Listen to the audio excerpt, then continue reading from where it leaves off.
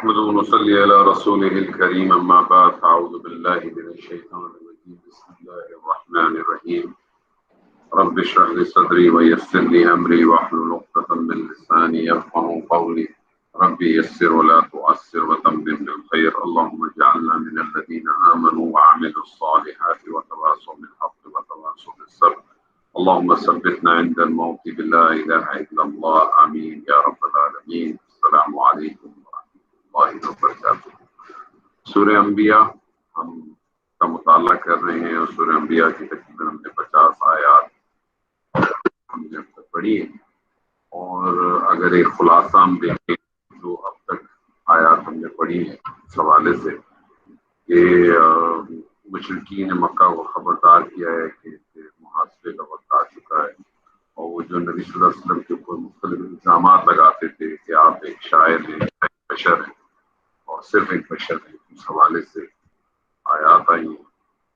پھر ان کو یہ بھی مزید سمجھایا گیا ہے کہ تمام رسول جو تھے وہ انسانی تھے، اور کیونکہ لوگوں کے ذہن میں ہمیشہ یہ آج بھی اسی طرح سے اشکال ہے کہ جو اللہ کے چنے ہوئے بندے ہوتے ہیں، یا آج کے دور میں اگر دیکھیں تو جو دعوت دین کا کام کرنا چاہتے ہیں اس کے بارے میں ہم نے کچھ ایک ان کی شکل بنائی ہوئی ہوتی ہے، تو مخصوص ان کا لباس ہوگا، مخصوص ہو کسی فکس سے تعلق رکھیں گے، یہ ساری چیزیں اس زمانے میں بھی تھیں، آج بھی اسی طرح سے۔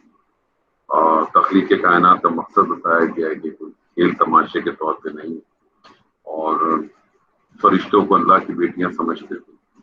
اللہ تعالیٰ فرماتا ہے جب اللہ تعالیٰ زمین و آسمان سب کچھ اسی کی قدرت میں، تو پھر اس قسم کی گفتگو کرنے کا کوئی جواز نہیں۔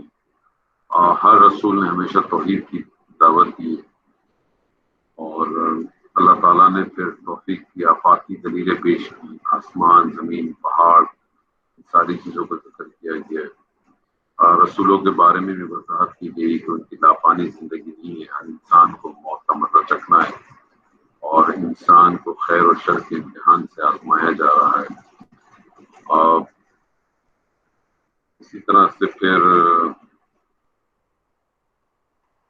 ایک بات اور تھی کہ آخر کے اندر ہم نے جس طرح سے بتایا تھا کہ اللہ تعالیٰ نے اپنی کتاب، اپنی ذکر، اپنی نصیحت ہر دور میں بھیجی ہے، اور اللہ تعالیٰ نے ایک ریفرنس کے طور پہ بتایا کہ تورات کی شکل میں کچھ ایک نمونہ، اور اسی طرح سے وہ بھی ذکر ہے، یاد دہانی ہے۔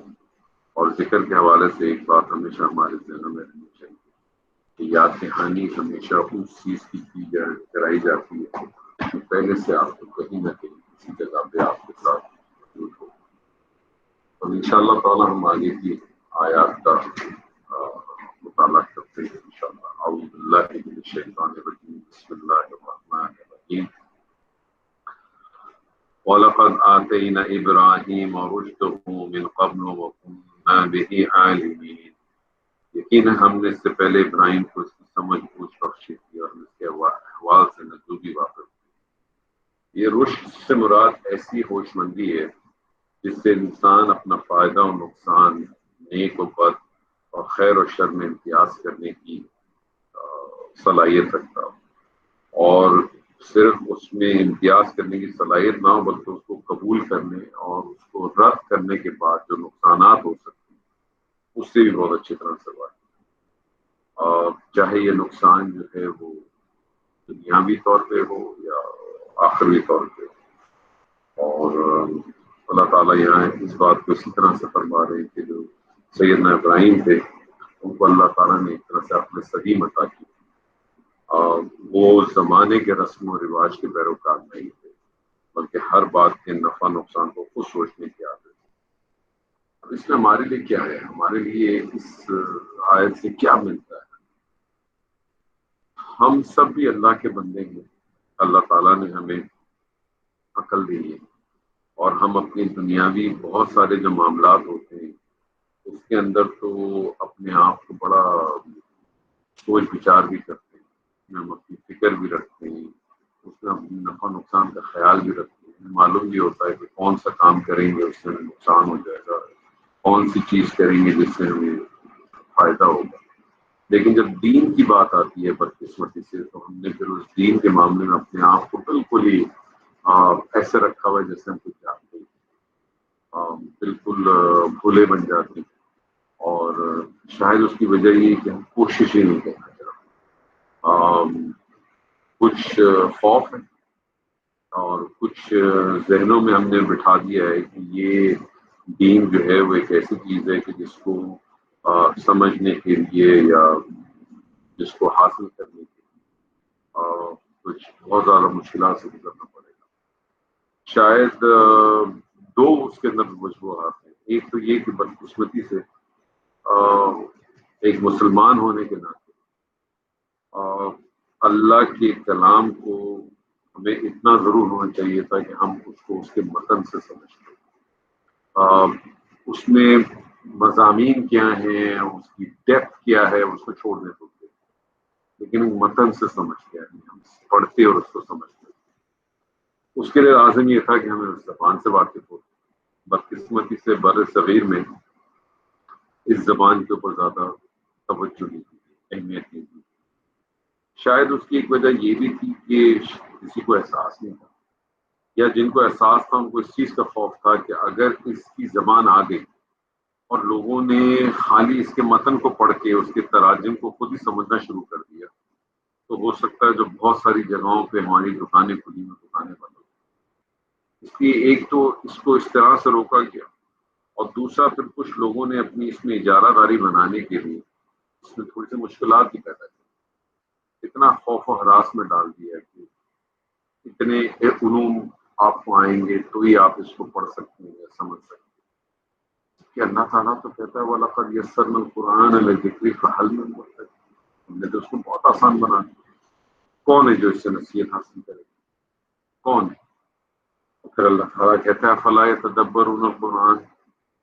تم اس پہ غور و فکر نہیں کرتے. أَمْ عَلَىٰ قُلُوبٍ أَقْفَالُهَا. یا تمہارے دلوں پہ تالے لگتے ہیں. اللہ تعالیٰ تو کچھ اور کہتا ہے، لیکن جو اللہ کے بندے ہیں جنہوں نے اس کو اپنی اجارہ داری بنا لی ہے، یا جو یہ سمجھتے ہیں کہ نہیں یہ دین جو ہے وہ کچھ مخصوص لوگوں کا ہی کام ہے کہ جو اس پہ بات کریں، تو کرنی چاہیے، ان کو بالکل کرنی چاہیے. لیکن جب کوئی ایسا مسئلہ آ جائے، کوئی ایسی چیز آ جائے جس کے اندر آپ کو ضرورت پڑے، آپ ضرور کریں، اس کو ضرور سمجھائیں. لیکن ایک عام پڑھنے والے کو، ایک عام اسٹوڈنٹ لیول کے اوپر، ایک عام قاری کو اتنا تو کم سے کم پتا ہو کہ وہ پڑھ کیا رہے. اسے پتہ ہی نہیں. آج ہمارا اکثر جو اکثریت ہے ہماری بر صغیر کے مسلمانوں کی، جس کی اردو زبان میں، اس میں سے اکثریت کو قرآن پڑھتے کیا ہے، وہ نماز میں پڑھتے کیا ہے، وہ نماز میں سنتے کیا ہے، قاری کی پیچھے میں کچھ نہیں پتا. جبکہ ہم میں سے جو بر صغیر کے لوگ ہیں ان میں سے اکثریت کی انگریزی مادری زبان نہیں ہے. وہ سمجھتے بھی ہیں، پڑھتے بھی ہیں، لکھتے بھی ہیں، بولتے بھی ہیں، سب کچھ کرتے ہیں. کیوں ایسا نہیں کیا ہمارے یہاں لوگوں نے کہ ٹھیک ہے یار انگریزی بھی دیکھی جائے گی؟ کیوں نہیں چھوڑا؟ کیونکہ دنیا نظر آتی ہے نا، آخرت نظر نہیں آ رہی، پتہ ہی نہیں. تو ایک اسی فلسفے میں بیٹھے ہوئے کہ اللہ غفور و رحیم ہے، ہم تو کلمہ گو ہیں، ہم جو ہے وہ بخشے جائیں. یا پھر ہمارے ذہنوں میں یہی ہے کہ یار ٹھیک ہے بالآخر تو مسلمان جنت میں جائے گا نا جس نے کلمہ پڑھا. بنی اسرائیل بھی یہی کہتا تھا، وقالوا لن تمسنا النار الا ایاما معدودہ. ہرگز نہیں چھوئے گی ہمیں آگ لیکن چند دن. ایام معدودات، ایام معدودات کا مطلب ہے 3 سے لے کر 9. اور اگر یہ دنوں میں بھی ہوں تو بھی کوئی ذرا سوچے تو صحیح. اللہ تعالیٰ کہتا ہے سورہ نبا میں کہ ہم ان کو سزا دیں گے احقاباً. احقاباً حقب کی جمع ہے.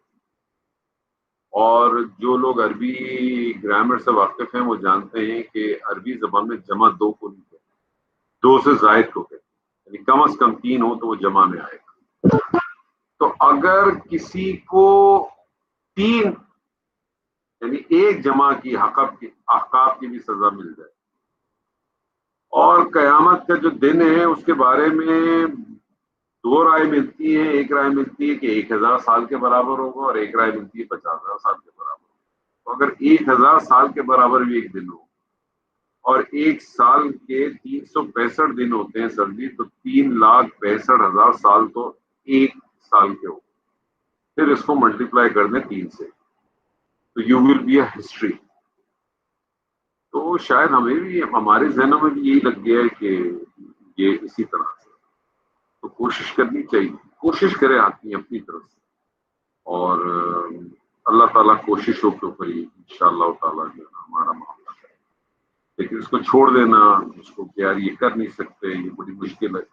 ہم کون سے، میں نے ابھی جیسے آپ سے کہا کہ ہم نے بہت ساری زبانیں، ہمارے یہاں بہت سارے سائنسدان بیٹھے ہوئے ہیں، بہت سارے ہمارے ڈاکٹرز ہوتے ہیں، انجینئرز ہوتے ہیں، اکاؤنٹنٹ ہوتے ہیں، بڑی بڑی فیلڈوں کے ہوتے ہیں، سارے کام کر لیتے ہیں، بڑی بڑی کیلکولیشنز کر لیتے ہیں.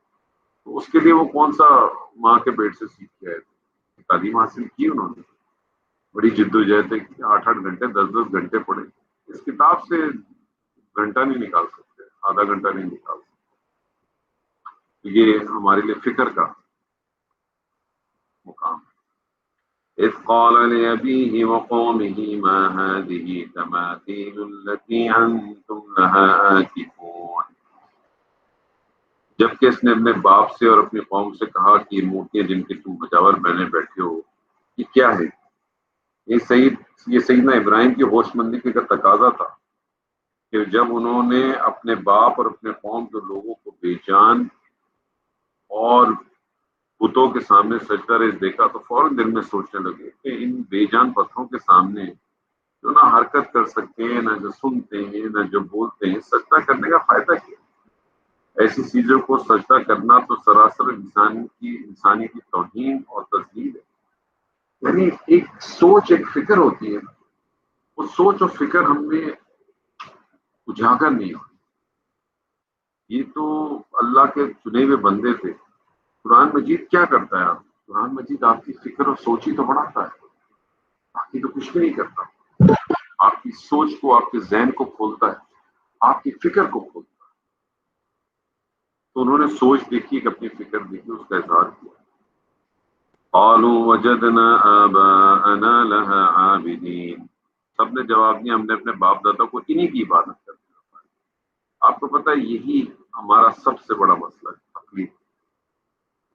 آج بھی اس جو ہمارا جو سب سے بڑا بنیادی جو مسئلہ ہے وہ یہی مسئلہ ہے، تقلید.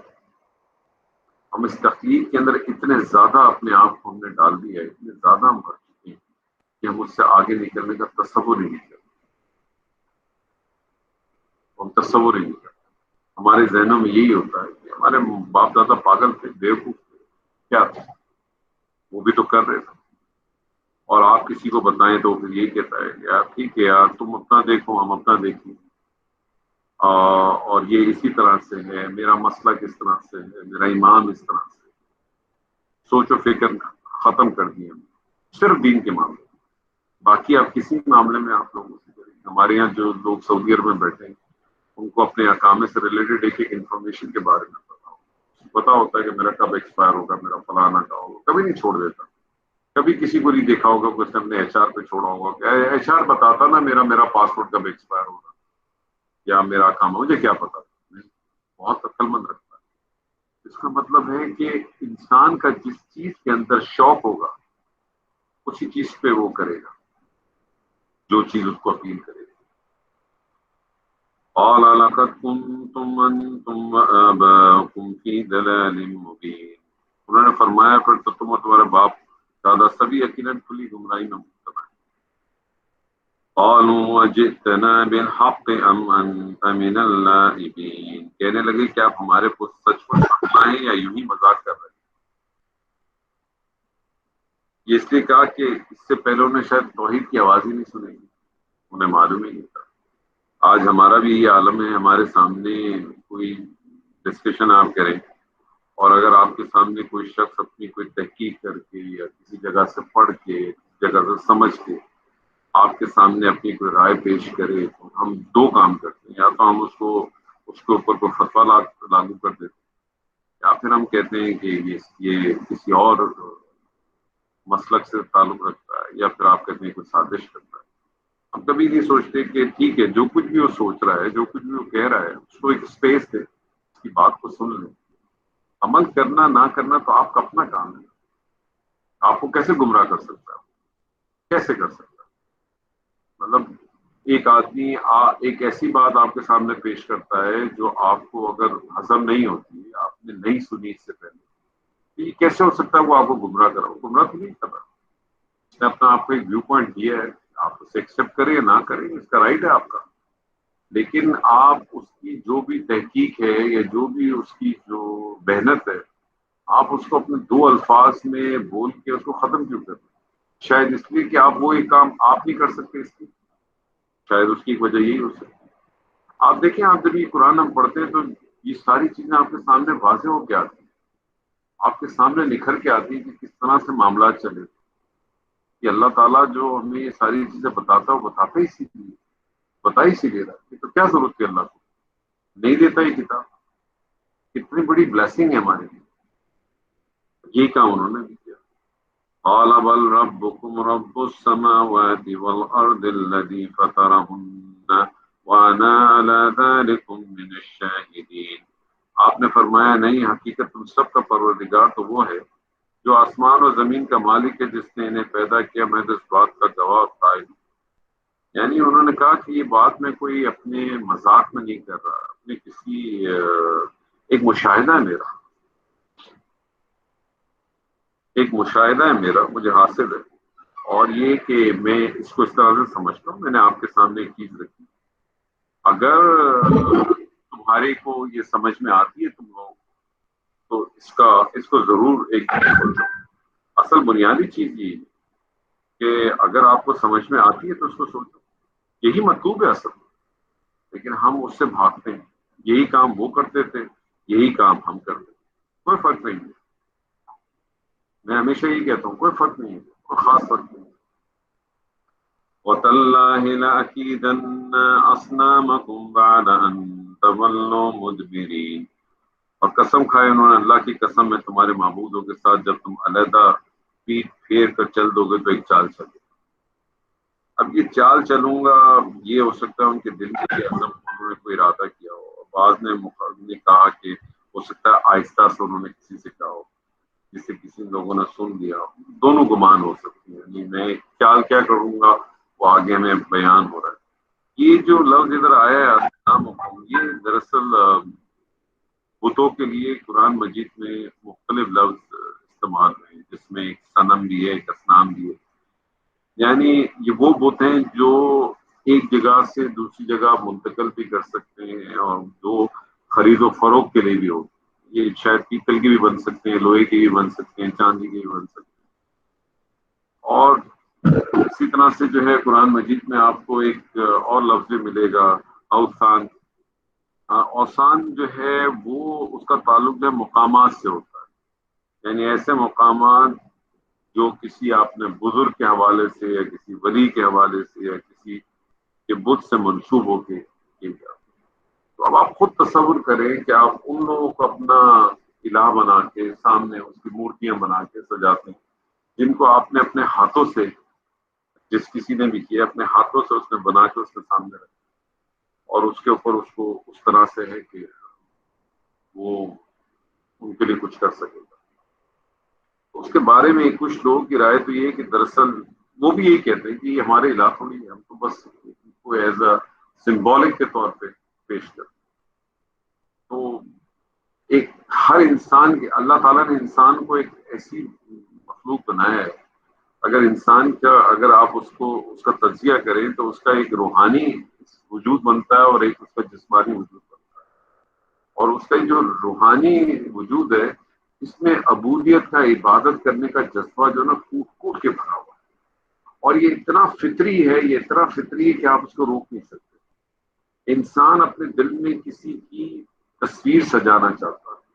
انسان اپنے دل میں کسی کی محبت کو رکھنا چاہتا ہے، جس کے آگے وہ اپنا سر جھکائے، جس سے وہ دعا کرے، جس کے اوپر وہ توکل کرے. اگر اس کی سوچ اور فکر جو ہے وہ صحیح دائرے میں چلی جائے گی تو وہ فلاح پا جائے. اور اس کی سوچ اور فکر غلط طریقے سے چلی جائے گی تو ہلاک ہو جائے. اور قرآن مجید دراصل کرتا ہی ہے. تو یہ جن جن لوگوں نے یہ کام کیے ہیں، جو جو لوگ یہ کام کرتے تھے، کرتے ہیں آج بھی اور کرتے رہیں گے، اس کی بنیادی وجہ یہ کہ ان کی جو فکر ہے، ان کی جو سوچ ہے، وہ یا تو آباء و اجداد کے اندر رک گئی ہے، چاہے پڑھے لکھے لوگ ہوں، کوالیفائڈ ہوں، لیکن جب دین کا معاملہ آتا تو انہوں نے اپنے آپ کو جو ہے نا بالکل باندھ کر کے تو اس میں اپنی کسی قسم کی انٹلیکچولیٹی کو لانا نہیں چاہتے، اس میں کوئی غور و فکر نہیں کرنا چاہتے۔ اور غور و فکر کب کرے گا آدمی؟ جب اس کو پڑھے گا، اس کا مطالعہ کرے گا۔ کسی نے بڑا خوب کہا نا کہ یہ کائنات کی ایک ایسی کتاب ہے، کائنات کی ایک ایسی کتاب ہے جو سب سے زیادہ پڑھی جاتی ہے بغیر سمجھے، سب سے زیادہ کتاب پڑھی جاتی ہے بغیر سمجھے۔ صرف برے صغیر کے مسلمانوں کی اگر آپ تعداد دیکھ لیں تو کتنی بڑی تعداد ہے، اور اس میں سے اکثر سے زیادہ، اکثریت سے زیادہ، اور اکثریت کی جب بات کریں تو 95% لوگ جن کو پتہ ہی نہیں چلتا پڑھ حافظ ہے ہمارے پاس۔ فجعلهم جذاذا الا كبيرا لهم لعلهم اليه يرجعون۔ بس اس نے سب کے ٹکڑے ٹکڑے کر دیے، ہاں صرف بڑے بت کو چھوڑ دیا، یہ بھی اس لیے کہ وہ سب کسی کی طرف لوٹ گئے۔ جزازن پاش پاش، ٹکڑے ٹکڑے کرنا، یعنی انہوں نے موقع نکال کے بڑے بت کو چھوڑ کے باقی سب بتوں کو پاش پاش کر دیا۔ وہی بات جو پچھلی آیت میں تھی کہ میں کچھ کروں گا، اور وہ بڑے بت کو چھوڑ دیا۔ شاید اس کی بھی ایک وجہ یہ ہے کہ اگر جو تھی اور جو آگے جس طرح سے بیان بھی ہو رہی تو لگتا ہے کہ جب اگر وہ ظاہر ہے جب وہ واپس آتے اور دیکھتے کہ ان کے سارے بت ٹوٹے ہوئے ہیں اور ایک بت صرف رہ گیا باقی، ہو سکتا ہے ان کو تشویش ہوتی، کچھ سوال ہوتے، کچھ جواب ہوتے، تو شاید ان کا مقصد یہ تھا کہ اگر کوئی ایک بات ہوگی اور مجھ سے پوچھا جائے گا یا کچھ ہوگا تو اہتمام حجت کو قائم کرنے کی کوشش کریں۔ قالوا من فعل هذا بآلهتنا إنه لمن الظالمين، کہنے لگے ہمارے خداؤں کے ساتھ یہ کس نے کیا؟ ایسا شخص تو یقیناً ظالموں میں سے۔ یعنی جب وہ واپس آئے ہوں گے، جب وہ لوگ کسی جشن میں گئے تھے، کسی جگہ بھی گئے تھے، تو انہوں نے آ کے دیکھا سارے معبود ٹوٹے پڑے، پھر کئی کس نے یہ کام کیا؟ قالوا سمعنا فتى يذكرهم يقال له إبراهيم، بولے ہم نے ایک نوجوان کو ان کا تذکرہ کرتے ہوئے سنا تھا جس کا نام ابراہیم ہے۔ قالوا فأتوا به على أعين الناس لعلهم يشهدون، سب نے کہا اچھا اسے لوگوں کی نگاہوں کے سامنے لاؤ تاکہ سب دیکھیں کہ کون ہے وہ شخص جس نے کام کیا۔ یعنی ساتھ ساتھ یہ بھی ذہن میں ہوگا کہ اس کو بلاؤ تاکہ اس نے اگر جب ایسا کوئی کام کیا ہے تو پھر پوچھ گچھ ہوگی اور اس کی جو سزا کی جائے گی۔ قالوا أأنت فعلت هذا بآلهتنا يا إبراهيم، انہوں نے کہا ابراہیم کیا تو نہیں ہمارے خداؤں کے ساتھ یہ حرکت کی؟ قال بل فعله كبيرهم هذا فاسألهم إن كانوا ينطقون، انہوں نے جواب دیا بلکہ اس کام کو ان کے بڑے نے کیا ہے، تو اپنے خداؤں سے پوچھو کہ اگر یہ بولتے چاہتے۔ یعنی اب یہاں دیکھیں کہ انہوں نے ایک وہی جو بات جو آبجیکٹو تھا، اس بڑے سے پوچھ لو، آدھا کبیر ہو، اس سے پوچھ کہ تو معبود ہے، اس کو معلوم ہوگا کہ کس طرح سے کیا۔ اور جو اصل بات تھی وہ یہی تھی کہ وہ تمام حجت قائم کرنا چاہتے تھے، کیونکہ یہ بات وہ بھی جانتے تھے کہ ایسا ممکن نہیں ہوگا، اور سیدنا ابراہیم یہی چاہتے تھے کہ ایسی کوئی بات نکلے جس کے اندر وہ اپنی اس بات کو اچھی طرح سے حجت کو قائم کر سکے۔ فرجعوا إلى أنفسهم فقالوا إنكم أنتم ظالمون، بس جی یہ لوگ اپنے جی میں سوچنے لگے اور کہنے لگے واقعی ظالم تو تم ہی ہو۔ یعنی سیدنا ابراہیم کے اس جواب کے بعد وہ سوچ میں پڑ گئے کہ اب اس بات کو کیسے ہینڈل کریں۔ ظاہر ہے وہ یہ بات تو جانتے تھے کہ یہ تو اپنے ہاتھ سے بنائے ہوئے ان کے بت ہیں، جو بھی چاہے اس کو کسی شکل کے ذریعے بنایا ہے، کوئی سوچ سے کوئی فکر سے بنایا، لیکن وہ اس بات کو تو جانتے تھے کہ یہاں وہ کچھ کر تو نہیں پا رہے۔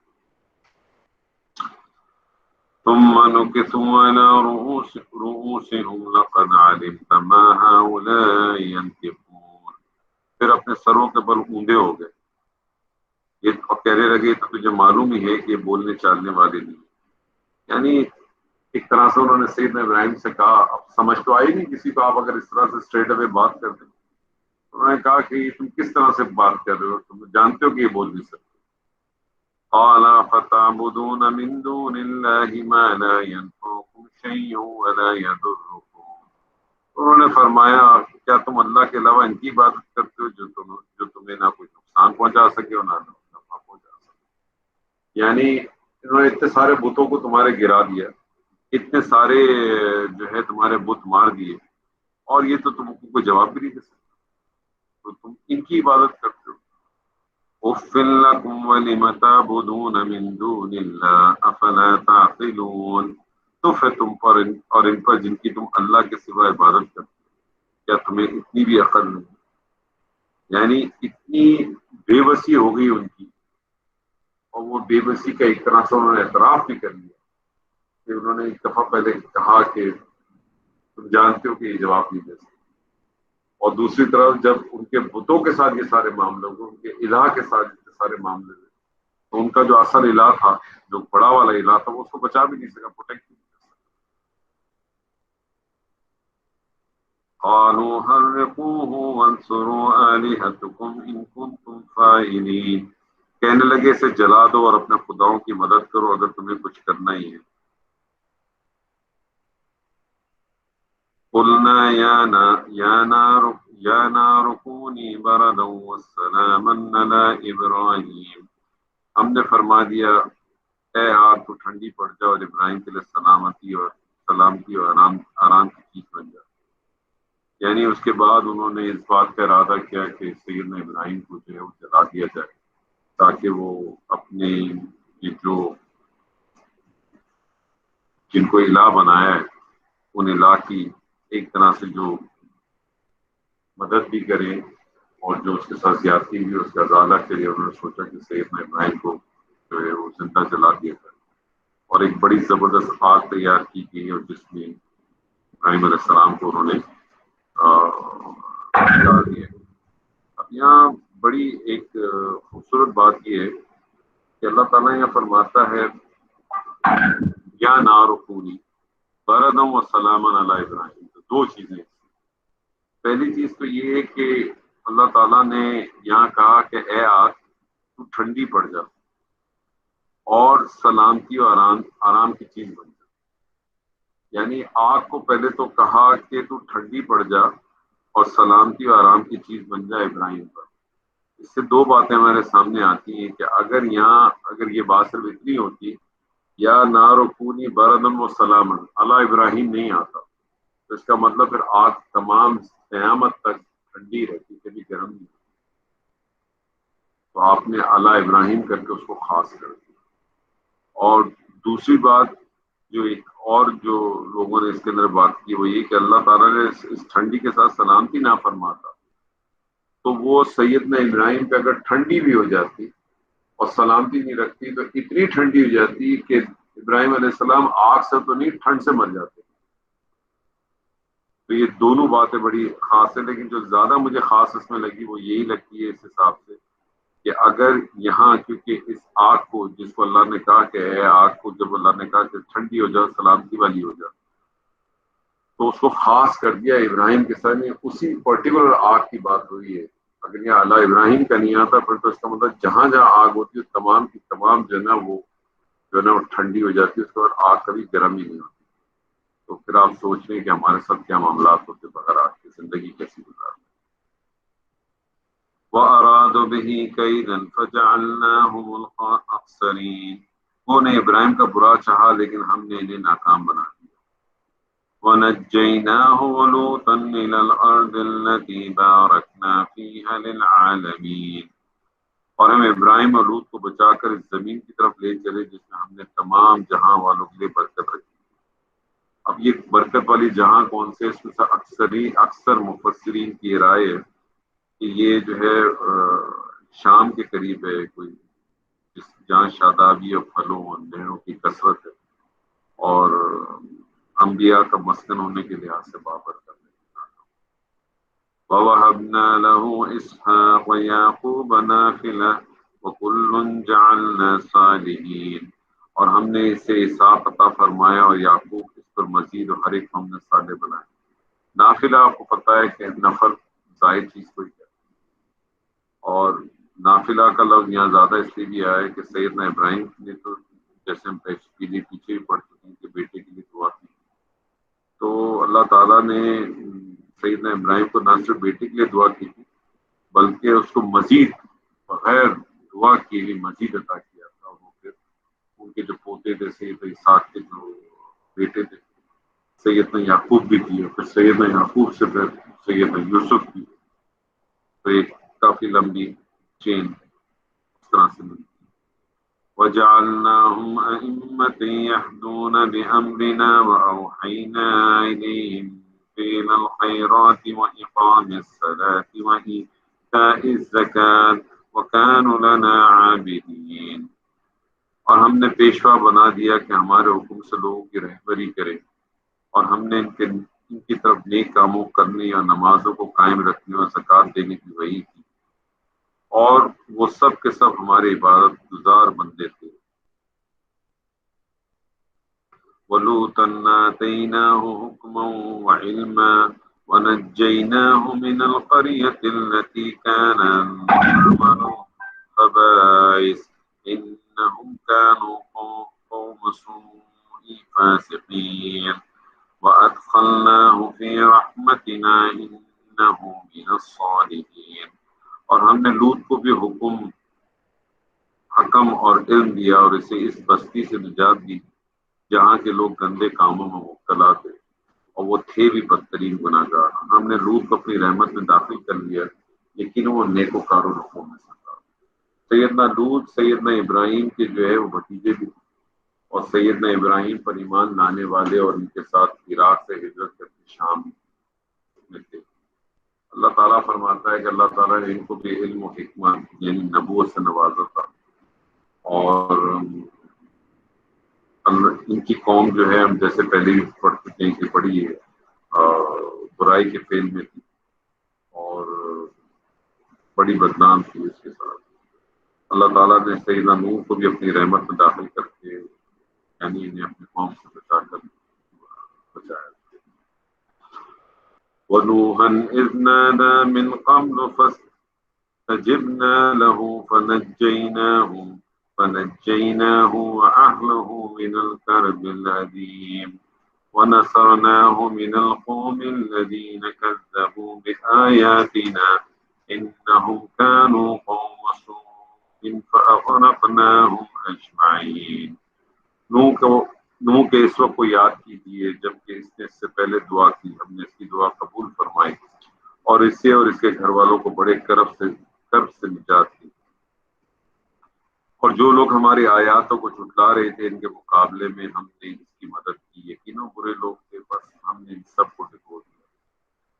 یہ واقعہ جو ہے اگر دیکھا جائے تو پیغمبر کی سطح پر پیش آیا، تاہم اس میں عام انسانوں کے لیے بھی اس میں بہت تسکین کا سامان ہے۔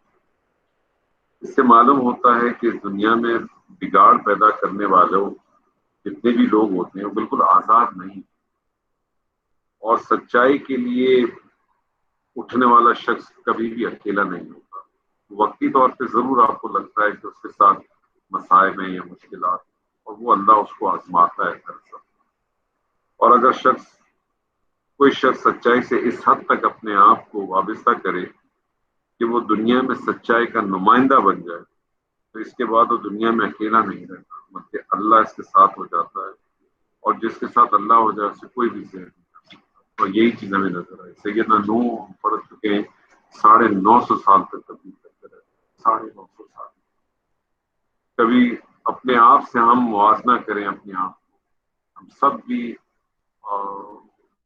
ہم سب کا جو بنیادی کام ہی یہی ہے کہ ہم اللہ کی حاکمیت کو قائم کریں، اللہ کے دین کو قائم کریں۔ اللہ کی حاکمیت کو قائم کرنے کے لیے آپ کو کوئی ہاتھ پہ تلوار لے کے بازار میں نہیں نکلنا ہو۔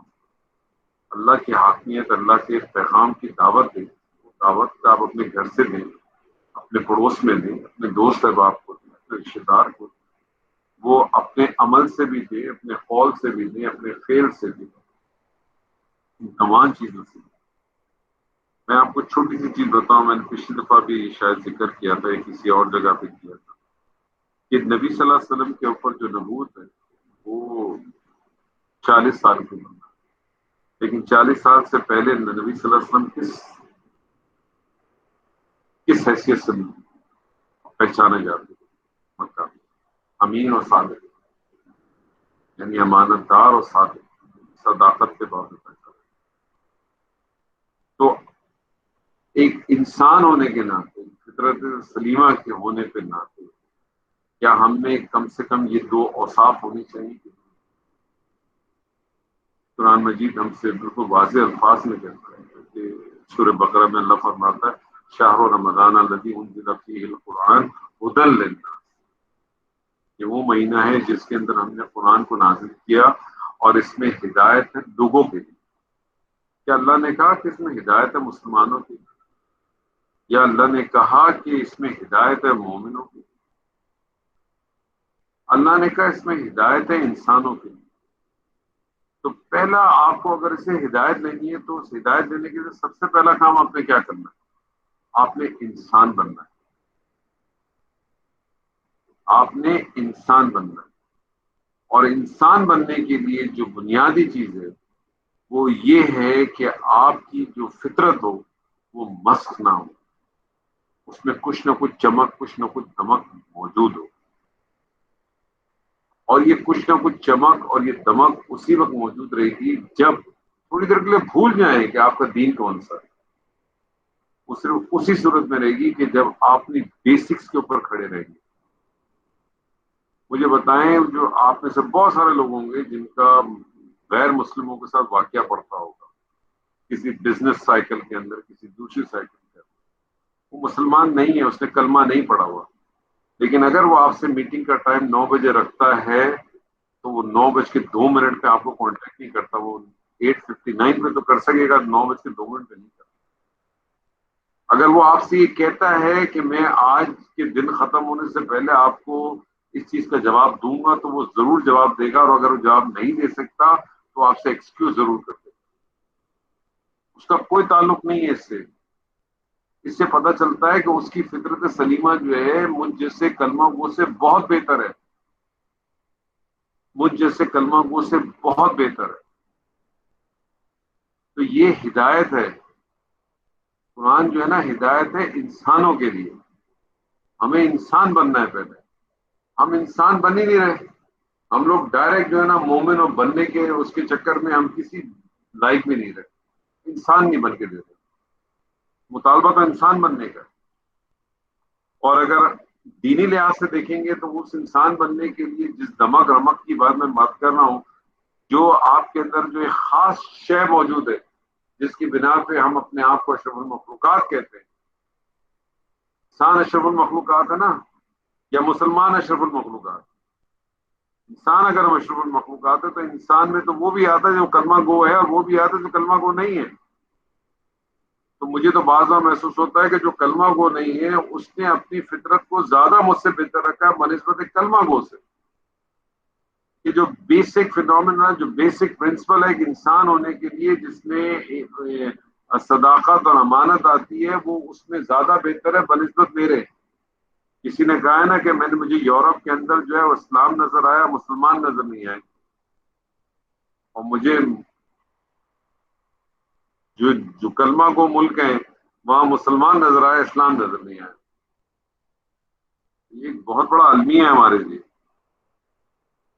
وَدَاوُودَ وَسُلَيْمَانَ إِذْ يَحْكُمَانِ فِي الْحَرْثِ إِذْ نَفَشَتْ فِيهِ غَنَمُ الْقَوْمِ وَكُنَّا لِحُكْمِهِمْ شَاهِدِينَ۔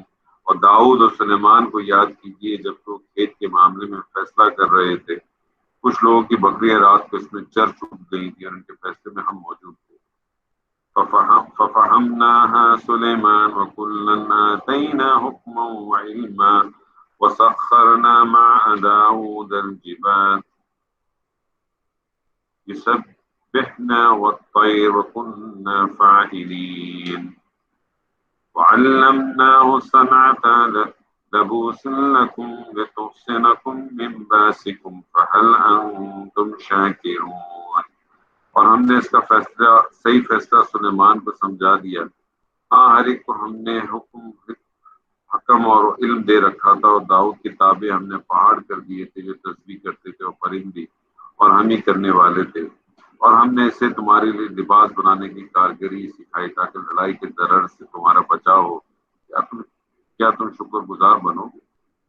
ان آیات کے اندر بھی وہی بات ہے، ہم اس سے پہلے بھی پڑھ چکے ہیں۔ یہاں بھی اللہ ایک حقیقت ہے کہ اللہ کے پیغمبروں نے انسان کو بتایا دو باتیں، یعنی اللہ ہی کے جو چنے ہوئے پیغمبر ہیں انہوں نے انسانوں کو بتایا کہ اپنے رب کی تسبیح و عبادت کس طرح کرے، اور ساتھ ساتھ ان آیت سے ہمیں ایک بات اور بھی معلوم ہوتی ہے کہ جو ضروری چیزیں ہیں انسان کو صحیح طرح پہ پیغمبروں کے ذریعے معلوم، یعنی عدل کس طرح سے ہوگا، عدل کا اجتماعی اصول کیا ہوگا، وہ بھی آپ کو پیغمبروں کے ذریعے ملا۔ اور یہاں تک کہ معدنیت کا استعمال بھی اللہ تعالیٰ یہاں بتا رہا ہے، جس طرح سے کہ جو لوہے کا استعمال اور لڑائی کے سامان بنانے کی جو باتیں، یہ ساری آپ کو اسی سے پتہ چلتا ہے۔ یعنی زندگی سے متعلق ہر ضروری چیز کے ابتدائی علم کو اگر آپ دیکھیں تو غالباً پیغمبروں کے ذریعے سے انسان کو دیا گیا، کہیں اور سے جو ہے وہ اس کو لایا نہیں گیا، وہ ساری چیزیں جو ہیں وہ اسی طرح سے آئی۔ وَلِسُلَيْمَانَ رِيحًا آسِفًا تَجْرِي بِأَمْرِهِ إِلَى الْأَرْضِ الَّتِي بَارَكْنَا فِيهَا وَكُنَّا بِكُلِّ شَيْءٍ عَالِمِينَ وَمِنَ الشَّيْطَانِ مَن يَغُوصُونَ لَهُ وَيَعْمَلُونَ عَمَلًا دُونَ ذَلِكَ وَكُنَّا لَهُمْ حَافِظِينَ۔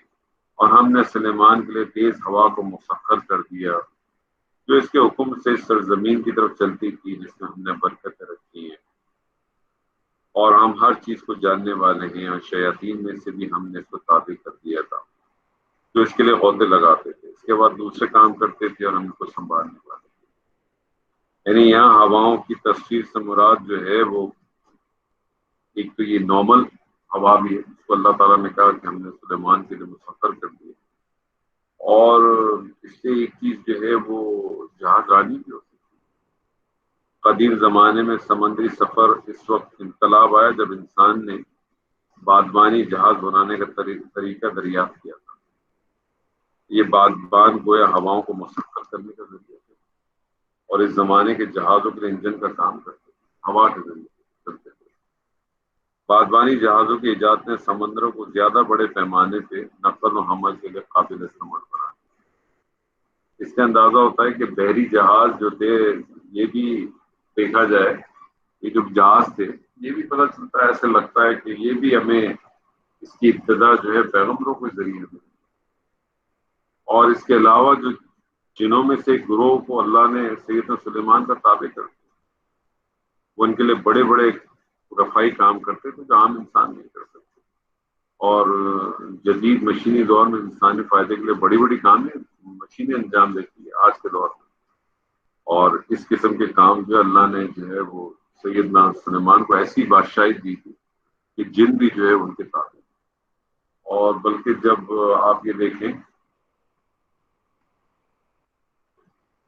آگے آپ ایک صورت میں پڑھیں گے جہاں اس کا مزید تھوڑا اور ڈیٹیل میں ذکر آیا ہے کہ وہاں آپ کو پتہ چلے گا کہ جنوں کو جہاں آج ہم جنوں کے ذریعے جو ہے بہت سارے غیب کے حالات معلوم کرنے کی کوشش کرتے ہیں، تو اسی کتاب سے ہمیں اللہ تعالیٰ نے یہاں بھی بتا دیا کہ ان کے پاس بھی دو غیب ہے، کیونکہ جب وہ ہیکل سلیمانی کو بنا رہے تھے تو اسی دوران جو ہے سیدنا سلیمان کی جو ہے وہ روح قبض ہو گئی، لیکن چونکہ وہ کام مکمل نہیں ہوا تھا تو وہ لاٹھی سے اس طرح سے کھڑے ہوئے تھے کہ جیسے وہ حیات، اور جن اپنے کام کرتے رہو، جب وہ مکمل ہو گیا تو وہ جو لاٹھی جس کے سہارے سے کھڑے ہوئے تھے اس کو دیمک نے آہستہ آہستہ آہستہ آہستہ کھانا شروع کر دیا، اور یہ اللہ کی طرف سے ہونا تھا، اور جب وہ ہیکل مکمل ہو گیا تو وہ لاٹھی جو ہے وہ بالکل دیمک کے اس سے ٹوٹ گئی، اور تب انہیں احساس ہوا کہ لوگ ہم تو اتنے عرصے سے یہی سمجھ رہے تھے کہ وہ زندہ تھے۔ اس سے یہ بھی پتہ چلتا ہے کہ ان کے پاس بھی کسی قسم کی وہ نہیں ہے۔ ہمارے ذہنوں میں ہم نے بڑے مختلف قسم کے اشکال بنائے ہوئے. بہرحال وَأَيُّوبَ إِذْ نَادَى رَبُّهُ أَنِّي مَسَّنِي الضُّرُّ وَأَنْتَ أَرْحَمُ الرَّاحِمِينَ فَاسْتَجَبْنَا لَهُ فَكَشَفْنَا مَا بِهِ مِنْ ضُرٍّ وَآتَيْنَاهُ أَهْلَهُ وَمِثْلَهُم مَّعَهُمْ رَحْمَةً مِّنْ عِندِنَا وَذِكْرَىٰ لِلْعَابِدِينَ. اور ایوب کو جب اس نے اپنے رب کو پکارا کہ مجھ کو بیماری لگ گئی ہے اور تو سب رحم کرنے والوں سے زیادہ رحم کرنے والا ہے، تو ہم نے اس کی دعا قبول کی اور اس کو جو تکلیف تھی اس کو دور کر دیا، اور ہم نے اس کو اس کے کنبہ عطا کیا اور اس کے ساتھ اس کے برابر اور بھی اپنی طرف سے رحمت اور نصیحت عبادت کرنے والوں. پیغمبروں کے ذریعے اللہ تعالیٰ ہر قسم کی اعلیٰ ترین مثال قائم کرتا ہے. اللہ تعالیٰ ہمیں ہر طریقے سے، کیونکہ اللہ سبحانہ و تعالیٰ کا جو اصل مقصد تھا وہ تو انسانوں کو اللہ تعالیٰ بتانا چاہتا تھا کہ وہ کس طرح کی زندگی گزارے، ان کی دنیا کے معاملات کیسے ہونے چاہیے، کس طرح. تو ہر قسم سے، ہر طریقے سے وقت کے ساتھ ساتھ رسول پیغمبر آتے رہے اور اللہ کا پیغام دیتے رہے، اور نہ صرف پیغام دیتے رہتے بلکہ اس کو پریکٹیکلی ڈیمونسٹریٹ کر کے دکھاتے رہے. تو ان کی بھی مثال ہے تاکہ وہ لوگوں کے لیے نمونہ ہوں. انہی میں سے ایک مثال جو ہے وہ سیدنا ایوب کی یہاں دی گئی ہے. اس کے بارے میں آتا ہے کہ اہل مشرق میں جس جگہ پہ وہ کوئی اتنا بڑا آدمی نہیں، لیکن اس کے باوجود بھی جو سیدنا ایوب بھی ہے شکر گزار اور وفادار بندے. ان کی زندگی میں اس بات کا نمونہ بن گئی کہ عزت و دولت پانے کے باوجود کس طرح سے ایک انسان کو جو ہے وہ اللہ کا تابع رہتا ہے، اللہ کا کس طرح سے اللہ کے پاس جھک کے رہتا ہے. مگر شیطان نے جو ہے وہ لوگوں کے ذہنوں میں الٹ دیا. اس نے لوگوں کو سکھایا کہ سیدنا ایوب جو ہے وہ اتنی جو غیر معمولی اللہ کی اتنی زیادہ جو اطاعت کرتی ہے اور اتنی زیادہ جو لوگوں کو دعوت و تبلیغ کا کام کرتی ہے، یہ صرف اس لیے ہے کہ اللہ نے ان کو بہت ساری نعمتیں دی ہیں، اگر آج چلی جائے تو ساری شکر گزاری ختم ہو جائے. جبکہ اصولاً دیکھا جائے تو یہ بات تو بالکل فیکٹ ہے کہ اللہ کو جتنا جس بندے کو نوازے اتنا ہی بندے کو اس کا شکر گزار ہونا چاہیے. لیکن اللہ تعالیٰ، میں نے آپ کو جیسے کہا نا کہ جو پیغمبروں کے ذریعے اللہ تعالیٰ جو ہے وہ مثالیں قائم کرتا ہے، اور پھر اسی طرح سے ہمیں ملتا ہے کہ سیدنا ایوب کے سارے جو ہے وہ جو ان کے پاس مویشی تھے اور دوسری چیزیں تھیں، کھیتیاں تھیں، اولاد تھی، وہ بھی ختم ہو گئی، اور جسم بھی بیماری کی نظر ہو گیا، اور دوستوں نے اور رشتے داروں نے بھی ساتھ چھوڑ دیا، صرف ایک بیوی آپ کے ساتھ ہے. اور سیدنا ایوب جو ہے وہ اللہ کے اس فیصلے پر راضی رہے. بائبل میں آتا ہے کہ تب ایوب نے زمین پر گر کر سجدہ کیا اور کہا ننگا میں اپنے پیٹ سے، ماں کے پیٹ سے نکلا اور ننگا ہی واپس جاؤں گا. خداوند نے دیا ہے اور خداوند نے لے لیا، خداوند کا نام مبارک ہو. ان سب باتوں میں ایوب نے نہ تو کو گناہ کیا اور نہ خدا پر بے کام عیب لگا. سیدنا ایوب نے جب مصیبتوں میں اس طرح صبر و شکر کا مظاہرہ کیا تو نہ صرف آخرت میں ان کے لیے بہترین ارجل لکھ دیا گیا بلکہ دنیا میں بھی ان کی حالت جو ہے نا وہ بدل دی گئی. اللہ تعالیٰ نے سیدنا ایوب کو جتنا ان کے پاس پہلے تھا اس سے دو چند ہو. اس سے کیا ہمیں سبق ملتا ہے؟ دو سبق ملتے ہیں، صبر اور شکر. صبر اور شکر. ہمارا جو صبر کا مفہوم جو ہمارے پاس ہے، خاص طور پہ جو بر صغیر کے مسلمانوں کے پاس، ہم بے بسی کو صبر کہتے ہیں، جبکہ صبر تو دراصل آپ سمجھیں کہ شکر کا ریفائنڈ فارم ہے. یعنی جو آدمی شکر نہیں کر سکتا وہ صبر بھی نہیں کر سکتا. اس کو اس طرح میں صبر جو ہے جس کو ہم صبر کہتے ہیں وہ بے بسی ہے. کچھ نہیں کر سکیں گے تو صبر ہی کریں گے اور کیا کریں گے. جبکہ اصل صبر تو یہ ہے کہ آپ کے پاس جو ہو وہ آپ دے دیں، اور جب نہ ہو تو اللہ کا شکر ادا کریں. وَإِسْمَاعِيلَ وَإِدْرِيسَ وَذَا الْكِفْلِ كُلٌّ مِّنَ الصَّابِرِينَ وَأَدْخَلْنَاهُمْ فِي رَحْمَتِنَا إِنَّهُمْ مِنَ الصَّالِحِينَ.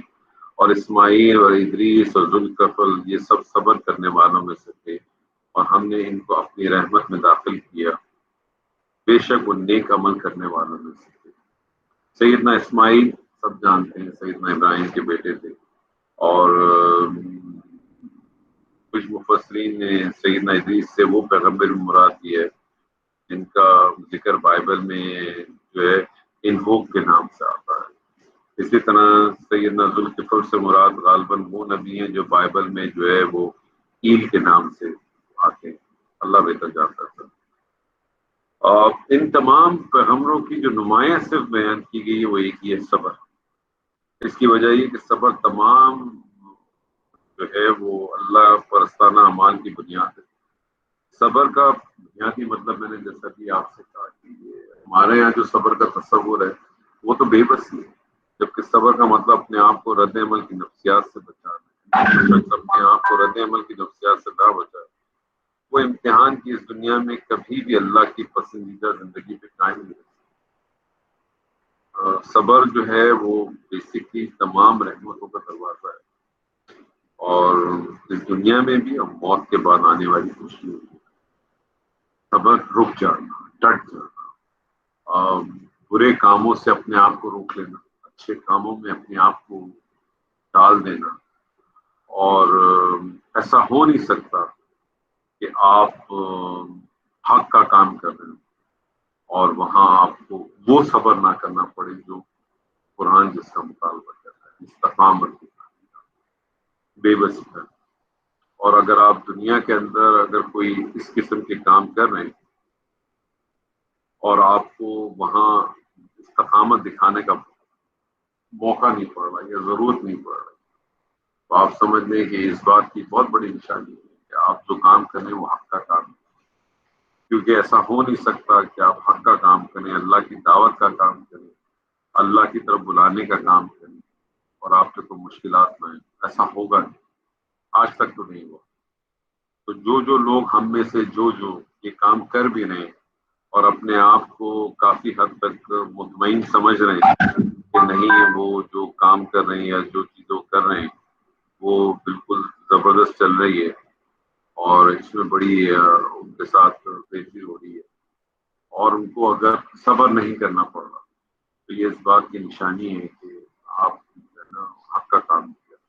جیسے سورہ عصر کی جو آیت ہے وَالْعَصْرِ إِنَّ الْإِنسَانَ لَفِي خُسْرٍ إِلَّا الَّذِينَ آمَنُوا وَعَمِلُوا الصَّالِحَاتِ وَتَوَاصَوْا بِالْحَقِّ وَتَوَاصَوْا بِالصَّبْرِ، یعنی اللہ تعالیٰ نے بتا دیا کہ تمام کی تمام انسانیت جو ہے، تمام کے تمام انسان جو ہے بہت بڑے خسارے، اور پھر اس میں سے استثناء کر دی، 4 چیزیں اس نے استثناء کر دی۔ وہ لوگ جو ایمان لائے، عمل نیک عمل کی، صالح عمل کیے، اور وہ وصیت کرتے ہیں ایک دوسرے کو صبر کے ساتھ اور ایک دوسرے کو حق کے ساتھ۔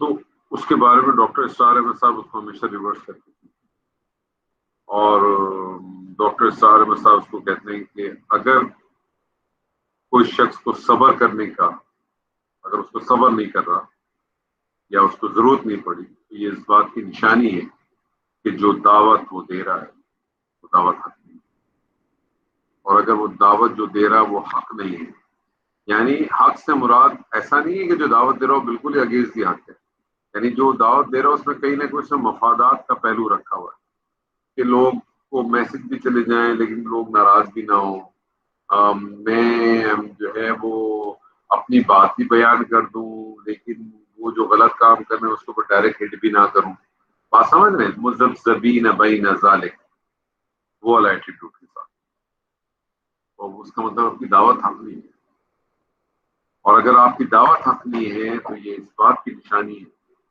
کہ آپ کا جو عمل ہے وہ صالح نہیں ہے،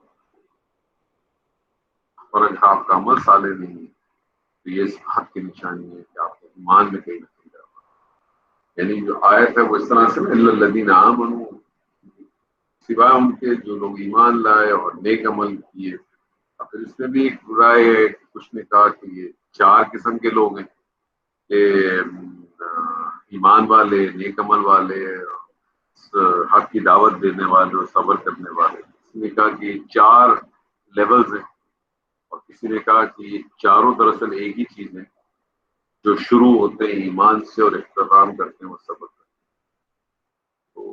ڈفرینٹ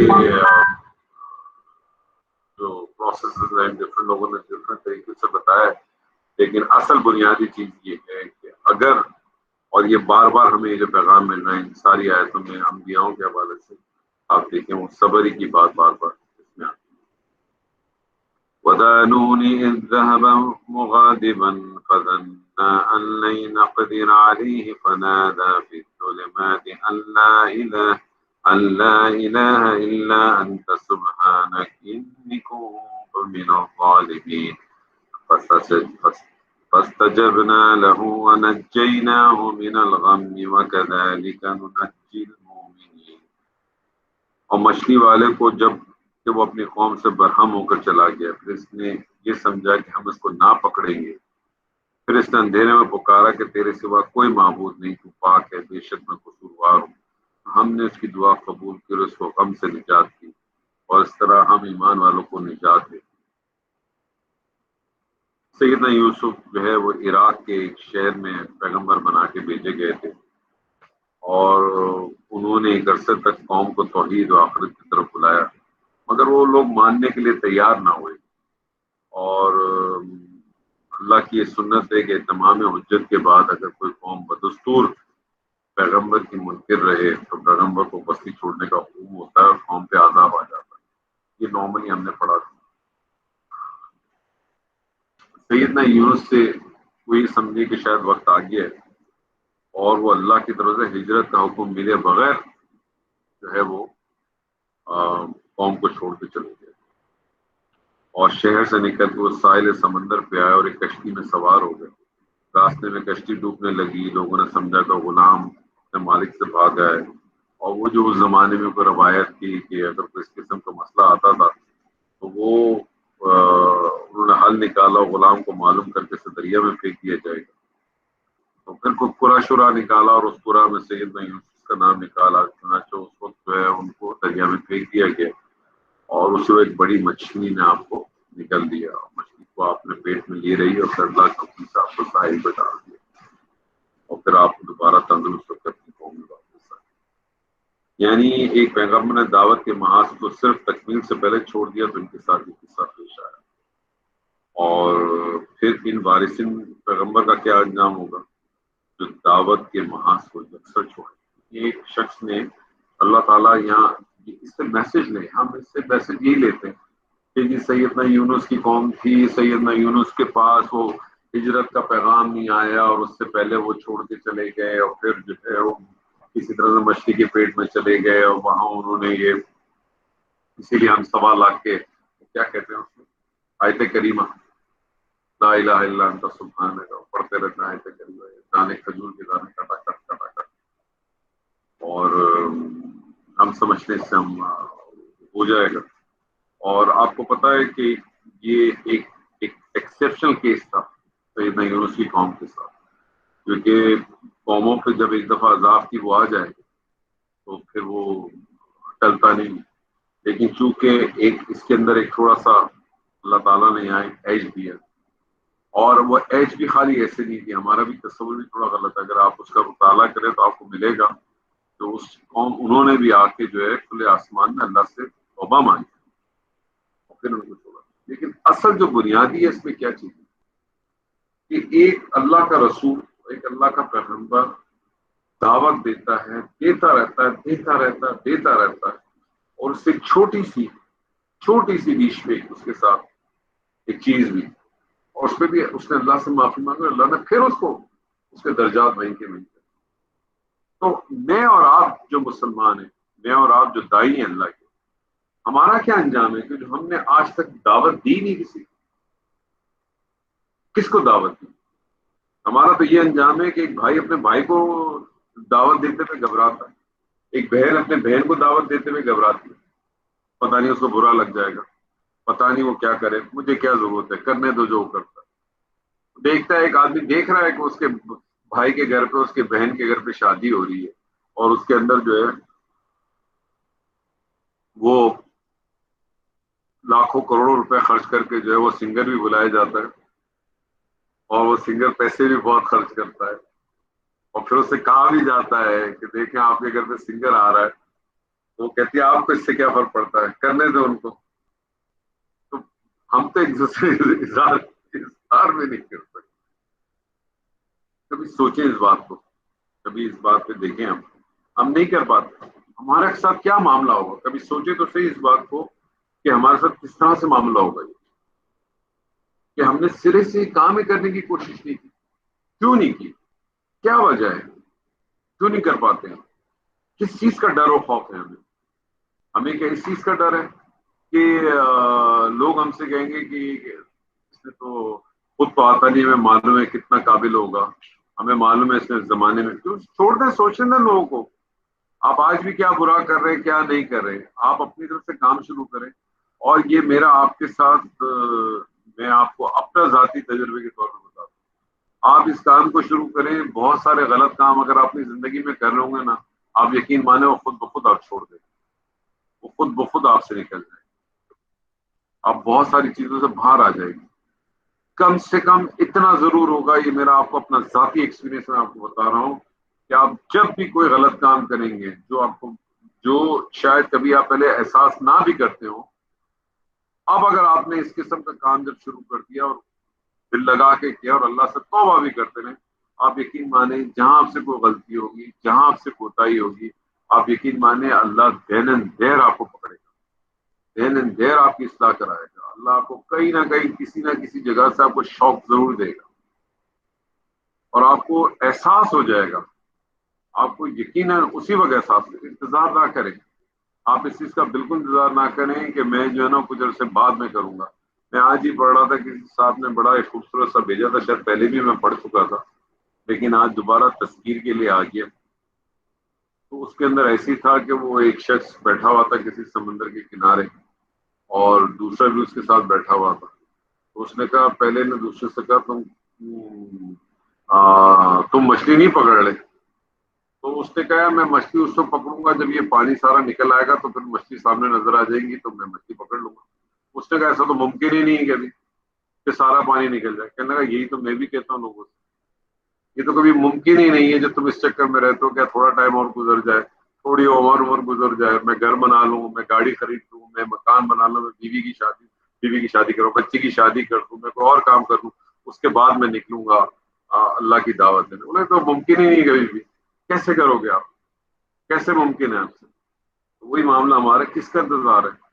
آج کریں، ابھی کریں، فیصلہ کریں. ایک آیت ملے، ایک بات ملے، ایک چیز ملے جو آپ کو ٹھکتی ہے، بھول جائیں آپ کہ مودودی صاحب کیا کہتے ہیں، امین اصلاحی صاحب کیا کہتے ہیں، قطب شہید کیا کہتا ہے، کیلانی صاحب کیا کہتے ہیں، ڈاکٹر اسرار احمد کیا کہتا ہے، انور کامدی کیا کہتا ہے، نعمان علی خان کیا کہتا ہے. چھوڑ دیں ساری باتوں کو، بھول جائیں.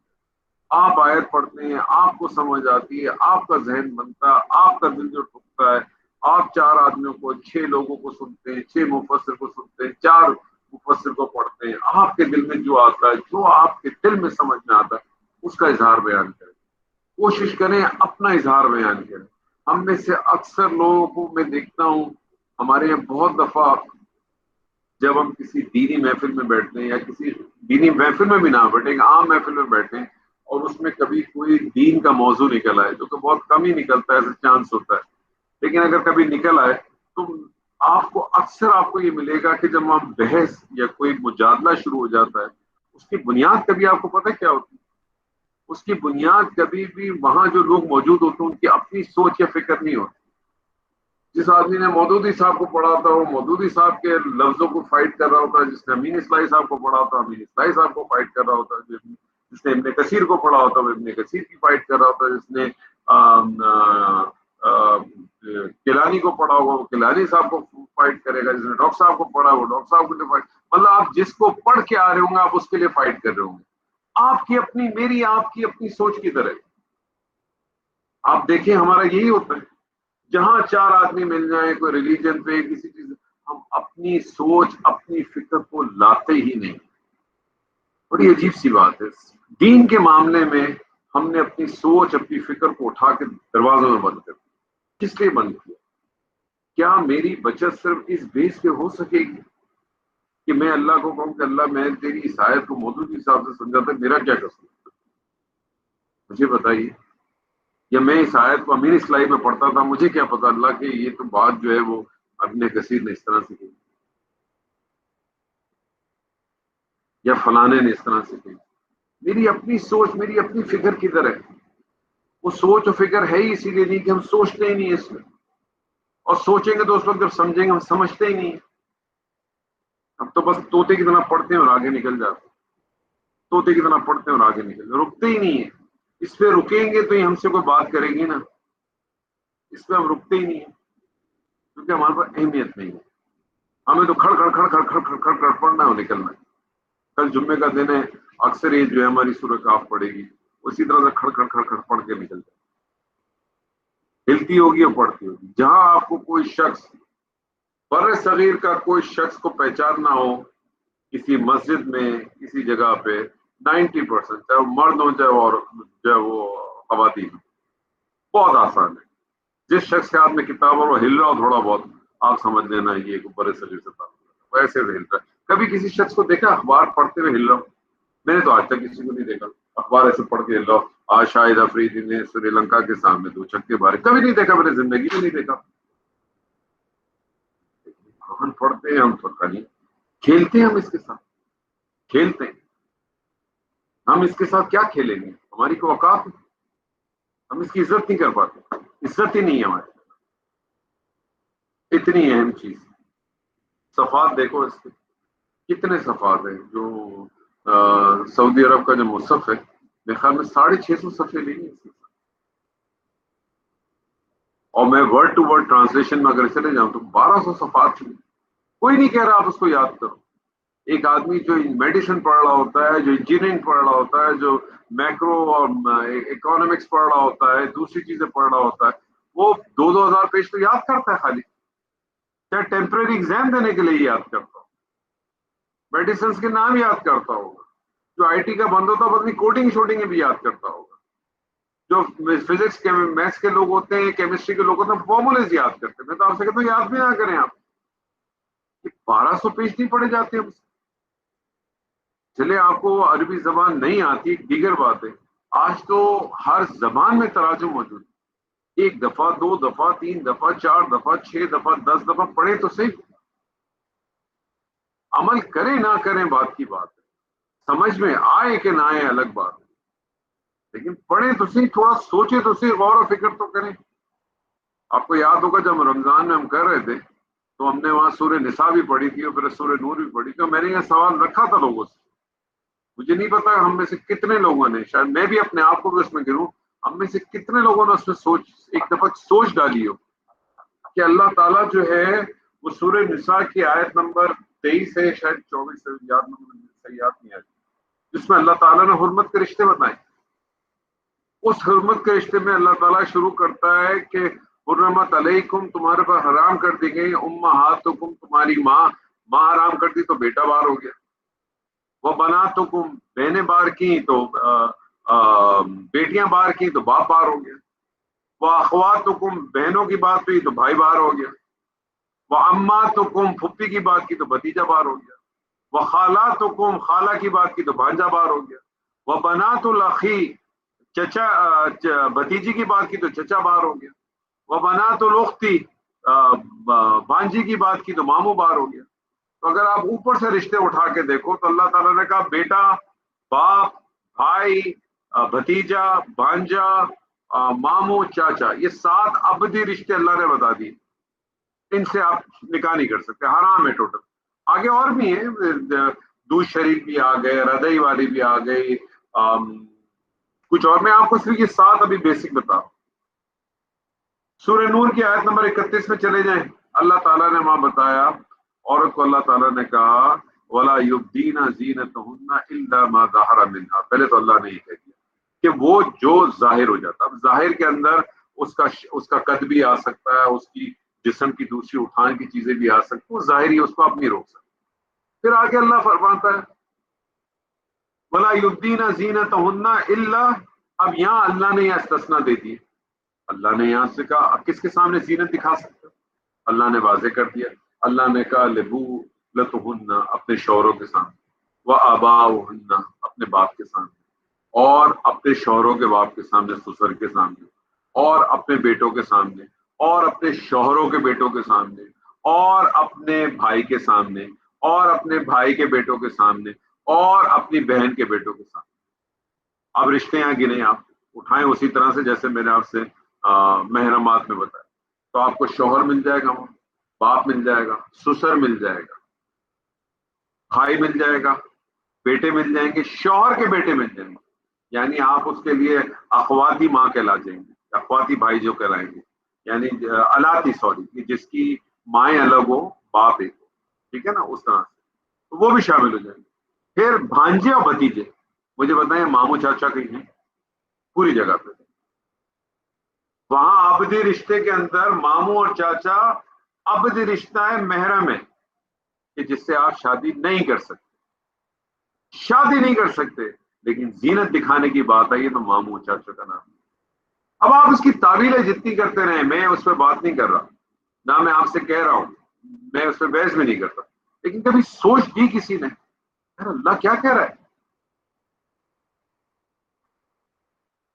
زینت پہ پھر آپ اپنی بحث کریں، جو کرنی کریں. اور جو شخص چہرے کو زینت اگر نہیں سمجھتا، اس سے میری بحث ہی نہیں، اس سے میری بحث ہی نہیں.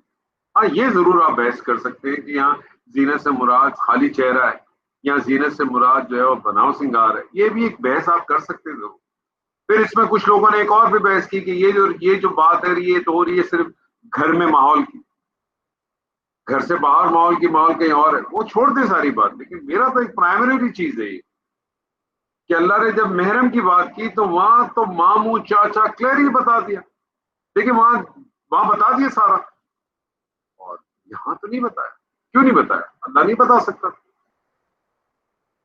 اب میں بولوں نہیں وہ ہڈن ہوگا، وہ اس کے پیچھے ایسا ہوگا، ٹھیک ہے کوئی مسئلہ نہیں ہے. آپ لوگوں نے کہا ہوگا، بالکل دس دفعہ لوگوں نے کہا ہوگا، لیکن صرف بنیادی بات اتنی ہے کہ اس کے اوپر ایک تھاٹ تو دیں، اس پہ ایک سوچ فکر تو لگائیں.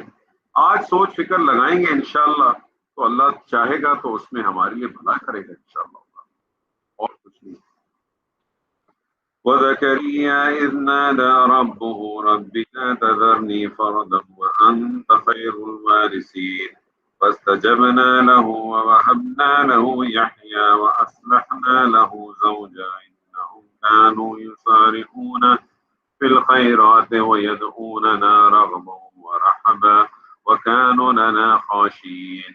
اور زکریا کو جب اس نے اپنے رب کو پکارا، اے میرے رب تو مجھے اکیلا نہ چھوڑ، اور تو بہترین وارث ہے، تو ہم نے اس کی دعا قبول کی اور اس کو یحییٰ عطا کیا اور اس کی بیوی کو اس کے لیے درست کر دیا. یہ لوگ نیک کاموں میں دوڑتے تھے اور ہم کو امید اور خوف کے ساتھ پکارتے تھے اور ہمارے آگے جھکے ہوئے تھے. ہم نے سورہ مریم کی تھی تو ہم نے اس کو بہت ڈیٹیل کے ساتھ اس سے بات کی تھی. پیغمبر جیسے میں ہمیشہ کہ اللہ کے چنے ہوئے لوگ، خصوصی لوگ، ان سب کی بڑی شخصیت، ان کی بڑی صفتیں ہوتی ہیں. ان کی دوڑ دھوپ دنیا کے لیے نہیں ہوتی بلکہ ان چیزوں کی طرف ہوتی ہے جو آخرت کے اعتبار سے قیمتی ہے. اللہ کی عظمت کو اس طرح اندر پا لیتے ہیں کہ وہی ان کو سب کچھ نظر آنے لگتا ہے، کیونکہ وہ مطلوب رکھتے ہیں. ان کے لیے اللہ جو ہے پرائرٹی ہوتا ہے، ہماری اللہ پرائرٹی نہیں. وہ صرف اسی سے ڈرتے ہیں، اسی کو پکارتے ہیں، حال میں اسی کے پیچھے رہتے ہیں. سیدنا زکریا بھی دوسرے نبیوں میں کمال درجے پہ تھے، اسی بنا پر اللہ نے اپنی خصوصی انعام سے نوازا. اور آپ دیکھیں کہ سیدنا زکریا کے جو بیٹے تھے یحییٰ، ان کی بھی اگر آپ دیکھیں تو موجزانہ پیدائش ہے، ان کی بھی موجزانہ پیدائش. اور آپ دیکھیں جہاں سیدنا یحییٰ کا ذکر آیا اور سیدنا یحییٰ کے فوراً بعد آپ دیکھیں گے سیدنا عیسیٰ کا ذکر آیا. دو جگہ پہ آپ ملے گا. سورہ آل عمران میں بھی اسی طرح سے کہ پہلے سیدنا یحییٰ کا ذکر آیا، پھر سیدنا موسیٰ کا عیسیٰ کا ذکر آیا، اور سورہ مریم میں بھی کیونکہ دونوں کے موجزانہ پیدائش. اگر آپ غور کریں نا دونوں کی موجزانہ پیدائش. والتي أحصنت فرجها فنفخنا فيه من روحنا وجعلناها وابنها آية للعالمين. اور وہ خاتون جس نے اپنے ناموس کو بچایا تو ہم نے اس کے اندر اپنی روح پھونک دی اور اس کو اور اس کے بیٹے کو دنیا والوں کی ایک نشانی بنا دی. یہ ہم ساری چیزیں بہت ڈیٹیل میں ہم نے پڑھی تھی سورہ مریم میں. اور یہاں سیدہ مریم کی بھی صرف خاص بتائی ہوئی کہ انہوں نے اپنی شہوت کو قابو میں رکھا. اور اس کا نے یہ انعام ملا کہ وہ اس پیغمبر کی ماں بنائے گی جو براہ راست موزانہ خداوندی کے تحت ہے۔ اور نہ صرف مطلب سیدنا عیسیٰ کی تو ہر چیز ٹوٹل میریکل ہے، ان کی پیدائش میریکل، اور پیدائش کے بعد مہد کے اندر، مہد آپ کو پتا ہے نا، یہ جو گودی جس کو گودی کہتے ہیں اس کو مہد کہتے ہیں۔ کیا تھا؟ قال انی عبد اللہ، جب انہوں نے کہا تو بالکل اسی طرح سے تو عام مرد ہوں یا عورتوں کے لیے بھی صحیح ہے، ہر ایک کا امتحان دنیا میں موجود ہے، ہر ایک کا امتحان موجود ہے۔ ہر آدمی نے ہمیں اپنی صرف اور صرف یہ دیکھیں، جتنی بھی یہاں انبیاؤں کی باتیں آئی ہیں وہ ساری ہم 2 آیت اور بھی کریں گے تو انشاءاللہ آج کا سبجیکٹ ہم یہاں ختم کریں گے۔ آپ یہ دیکھیں ساری چیزیں کیا کی، ان کی ساری نیکیاں، ان کی سارے جو ان کے 40 تھے، 40 ایریاز تھے، اس کو بتایا گیا۔ کیا چیز ملتی؟ صبر، شکر، اللہ کے ساتھ تعلق۔ یہ صبر، شکر، اللہ کے ساتھ تعلق آپ بھی رکھیں، میں بھی رکھوں۔ ایک تو ہے نا اللہ نے کچھ کو چن لیا، لیکن کچھ راستے کھلے بھی رکھے ہیں اللہ نے۔ ایک تو وہ ہے جن کو اللہ نے چن لیا، لیکن اللہ نے اللہ تک پہنچنے کا راستہ نہیں روکا، کھلا ہے۔ یہ فیلڈ کھلی ہوئی ہے، یہ فیلڈ کھلی ہوئی ہے۔ اگر یہ فیلڈ کھلی ہوئی نہیں ہوتی تو پھر جب ہم پڑھتے ہیں انعمت علیہم کہ انعام کر جن پر تو نے انعام کیا، کن پہ انعام کیا؟ وہ سورہ نساء کی آیت نمبر 65 ہے یا 63 ہے، کون سی آیت نمبر ذہن سے نکل جاتی ہے؟ اس میں یہی ہے نا کہ من النبیین والصدیقین والشہداء والصالحین، کس کے ساتھ ہوں گے انعام جس پہ کیا؟ وہ کون ہوں گے؟ کس کے ساتھ ہوں گے؟ نبیوں کے ساتھ کیسے بیٹھیں گے؟ مجھے بتائیے کیسے بیٹھ سکتا ہوں اگر میری وہ فیلڈ ہی نہیں کھلی ہے؟ ابن عربی کا ایک قول ہے نا، ہر جنس اپنے جنس کے ساتھ رہتا ہے، کوا کوے کے ساتھ گھومتا ہے اور شاہین شاہین کے ساتھ۔ یہ انسانوں کا ایمان۔ تو میں اس فیلڈ تک پہنچوں گا، میری فیلڈ کھلی ہوئی ہے، نبیوں کے ساتھ بھی بیٹھ سکتے، شہداء کے ساتھ بھی بیٹھ سکتے، صالحین کے ساتھ، صدیقین کے ساتھ، جیسا جس کا درجہ ہوگا، فیلڈ کھلی ہوئی ہے۔ اللہ نے طریقے بتا دیے۔ میں نے پچھلی دفعہ بھی پچھلی دفعہ سیشن میں بھی کہا تھا کہ یہ اس کتاب نے ہر چیز بیان کر دی ہے۔ اس کتاب میں آئی فون استعمال کرنے کا طریقہ کار نہیں ہے، نہ اس کے مینوفیکچرنگ کا، نہ ٹوئیٹا کے بارے میں، نہ یہ ہے کہ جو ہے وہ بٹ کی کڑھائی کیسے بنے گی، اس کا کوئی طریقہ نہیں۔ لیکن اس میں دنیا میں زندگی گزارنی کیسے ہے اس کے بارے میں ہر چیز واضح ہے، اور جو دنیا میں جس طرح سے زندگی گزارنے کے بعد آخرت کی جو تصویر ہے، چاہے وہ باغ کی صورت میں ہو چاہے وہ آگ کی صورت میں ہو، باغ ہو یا آگ ہو، اس کا پورا نقشہ اللہ نے کھینچا ہے، اور اللہ نے بتا دیا کہ کون حقدار ہے باغ کا، کون حقدار ہے آگ کا۔ فیصلہ ہمارے آپ کے ساتھ وَإِمَّا شَاكِرًا وَإِمَّا كَفُورًا وَأَلْهَمَهَا فُجُورَهَا وَتَقْوَاهَا، ہم نے الہام کر دیا ہے تمہارے اندر دونوں چیزوں، فجور بھی اور تقویٰ بھی، اور آپ کو آزادی دے دی۔ آزادی کس چیز کی؟ اختیار دے دیا اللہ تعالیٰ نے۔ کس چیز کا اختیار دیا؟ چاہوں تو میں شکر ادا کروں، چاہوں تو میں کفر۔ اللہ تعالیٰ سے دعا ہے اللہ تعالیٰ ہم سب کو سننے سمجھنے اور اس پہ عمل کرنے کی توفیق عطا فرمائے۔ بارک اللہ لی ولکم فی القرآن العظیم ونفعنی وإیاکم بالآیات وذکر الحکیم۔ السلام علیکم ورحمۃ اللہ وبرکاتہ۔